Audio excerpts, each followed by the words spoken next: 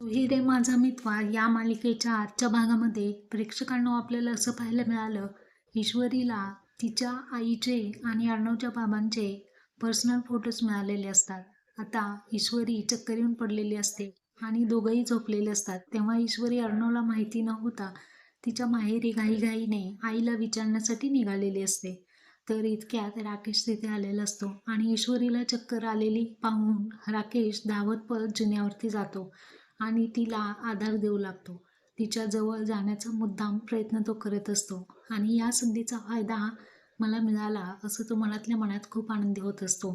इतक्यात अर्णव हा झोपेतून उठून येतो आणि ईश्वरीला राकेशसोबत असं पाहिल्यानंतर त्याला खूप राग येतो आणि धावत पळत येऊन तो खाली येऊन राकेशला जोराचा धक्का देतो.